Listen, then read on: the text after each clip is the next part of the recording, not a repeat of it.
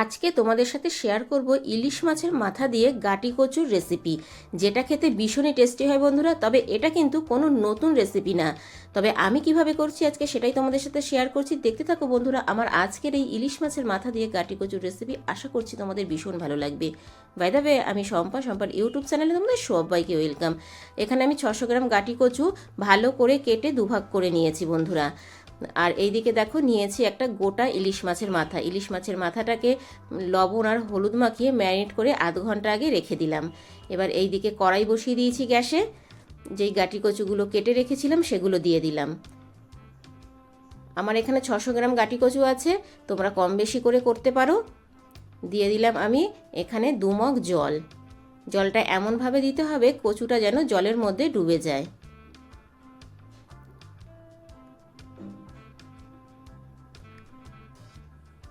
এবার এটাকে আমি ঢেকে দেব।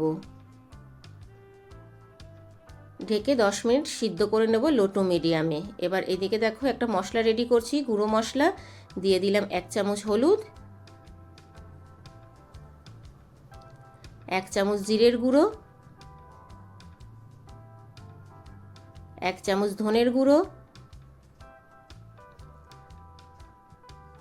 হাফ চামচ ঝাল লঙ্কার গুঁড়ো। আর কালারের জন্য আমি এখানে দিয়ে দিচ্ছি 1 চামচ কাশ্মীরি লঙ্কার গুঁড়ো। এবার সামান্য একটু জল দিয়ে মশলাটাকে ভালো করে গুলে নেব। তবে রান্না করা 10 মিনিট আগে এই মশলাটা রেডি করে রাখবে বন্ধুরা। এবার মশলাটাকে আমি সাইড করে রেখে দিলাম।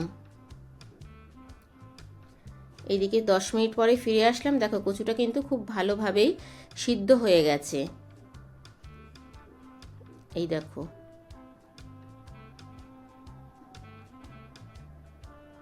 এবার আমি গ্যাসের ফ্লেমটা বন্ধ করে গাটি কচুগুলো তুলে নেব জল ছেঁকে।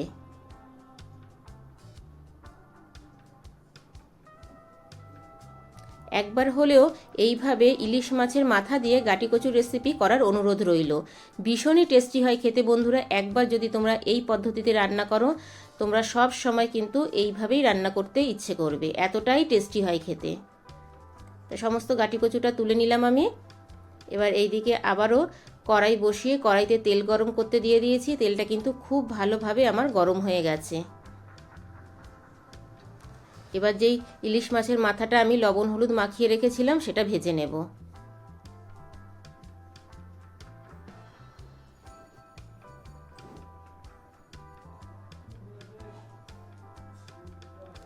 একদিকটা ভাজা হয়ে গেছে, এবার আমি উল্টে দিচ্ছি। মাথাটা একটু লাল করে ভেজে নেব।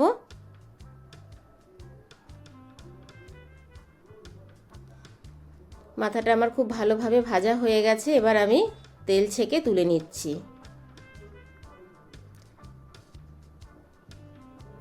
এবার এই তেলের মধ্যেই আমি যেই কচুটা সিদ্ধ করে রেখেছিলাম সেটা ভেজে নেব।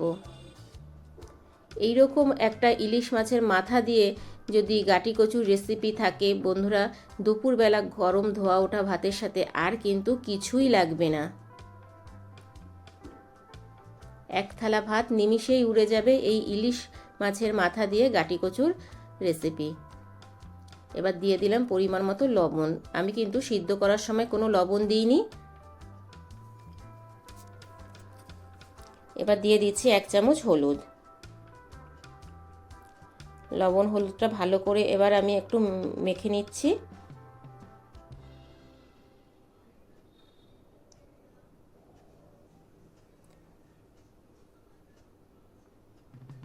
তো দেখো বন্ধুরা কচুটা কিন্তু আমার ভাজা হয়ে এসেছে।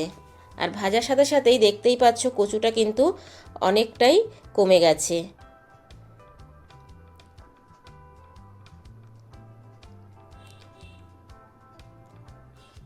খুব ভালোভাবে ভাজা হয়ে যাওয়ার পরে কচুটা আমি আবারও তেল ছেঁকে তুলে নেব।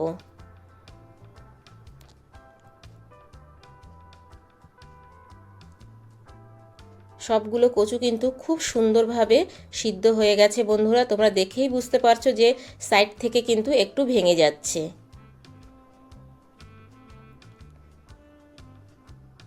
তো কচুটা আমি তেল থেকে তুলে নিলাম।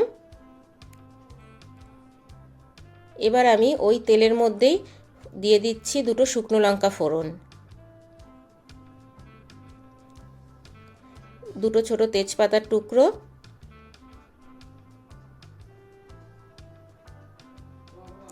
আর দিচ্ছি 1 চামচ সাদা জিরে ফোড়ন। ফোড়নটাকে একটু ভেজে নেব।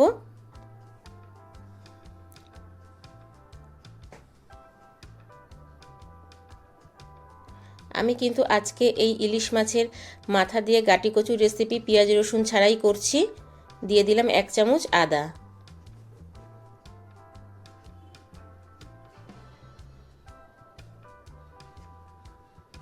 আদার কাঁচা গন্ধটা চলে যাওয়ার পরে যেই মশলাটা আমি গুলে রেখেছিলাম সেটা দিয়ে দিলাম। এবার ভালো করে আমি মশলাটাকে এবার কষিয়ে নেব।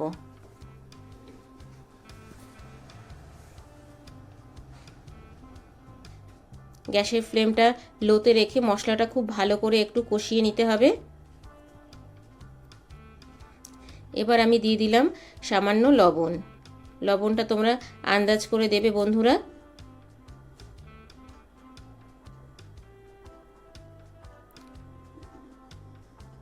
ভালো করে মশলাটাকে কষিয়ে নেব 2 মিনিট। তো দেখো বন্ধুরা, মশলাটা কষানোর পরে খুব সুন্দরভাবে কিন্তু মশলা থেকে তেল ছেড়ে দিয়েছে। এবার আমি দিয়ে দিলাম ইলিশ মাছের মাথাটা যে ভেজে রেখেছিলাম, মাথাটা দিয়ে একটু আমি কষিয়ে নেব 1 মিনিটের মতো। তোমাদেরকে আগেও বলেছি, মশলা যত ভালো করে কষানো হবে রান্নার টেস্ট কিন্তু তত বেশি বেড়ে যাবে বন্ধুরা।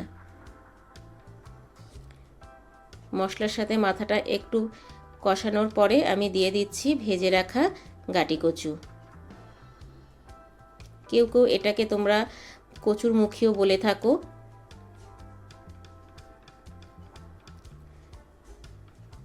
এবার মশলার সাথে ভালো করে কচুটাকে একটু কষিয়ে নেব 1 মিনিটের মতো। তা খুব ভালোভাবে কিন্তু আমার কষানো হয়ে গেছে। এবার আমি এখানে দিয়ে দিলাম ঝোলের জন্য পরিমাণ মতো জল।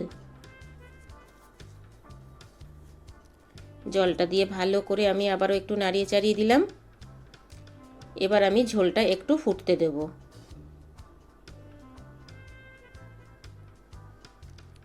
তো দেখো বন্ধুরা, ঝোলটা কিন্তু ফুটে এসেছে। তবে মাথাটা আমি ভেঙে দেব না, গোটাই রাখবো। তোমরা চাইলে মাথাটা ভেঙে দিতে পারো। এবার আমি ঢেকে দিলাম 2 মিনিটের জন্যে। বেশিক্ষণ ঢেকে রাখার কোনো প্রয়োজন নেই বন্ধুরা। 2 মিনিট পরে ফিরে আসলাম। যেহেতু কচুটা আগে থেকেই ভালো করে সিদ্ধ করে আমি ভেজে নিয়েছিলাম, তো দেখেই বুঝতে পারছো কচুটা কতটা নরম হয়ে গেছে, আর ঝোলটাও কিন্তু অনেকটাই কমে এসছে।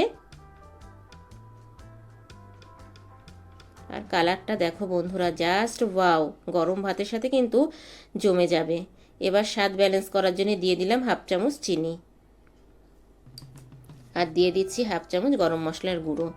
আমার কিন্তু আর এখানে কিছুই লাগবে না বন্ধুরা। এইভাবে একবার বাড়িতে ইলিশ মাছের মাথা দিয়ে গাটি কচুর রেসিপি করে দেখো, আর আমার কমেন্ট বক্সে জানিয়ে যেও যে কেমন হয়েছে এই ইলিশ মাছের মাথা দিয়ে গাটি কচুর রেসিপিটা।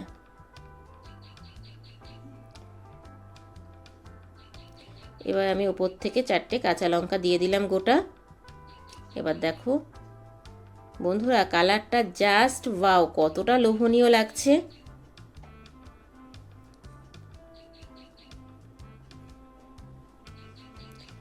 এবার আমি ঢেলে নিলাম একটা থালার মধ্যে। তা কেমন লাগলো বন্ধুরা আমার আজকের এই ইলিশ মাছের মাথা দিয়ে গাটি কচুর রেসিপি? ছোট্ট একটা মিষ্টি কমেন্ট করে জানিও, কারণ তোমাদের ছোট্ট ছোট্ট মিষ্টি কমেন্ট আমাকে ভিডিও করতে অনেক বেশি উৎসাহ দেয়। বাই দ্য ওয়ে, এতক্ষণ দেখছিলে সম্পার ইউটিউব চ্যানেল। আবার দেখা হচ্ছে তোমাদের সাথে নেক্সট কোনো নতুন রেসিপিতে। ততক্ষণের জন্য টাটা, বাই বাই। সবাই ভালো থেকো, সুস্থ থেকো। আর আমার চ্যানেলে কেউ যদি নতুন ভিজিট করে থাকো, আমার চ্যানেলটাকে সাবস্ক্রাইব করে পাশে থাকার বেল আইকনটা অল করে দিও। যখনই আমি নিত্য নতুন ভিডিও আপলোড দেব তোমাদের কাছে পৌঁছে যাবে। Thank you for my video watching.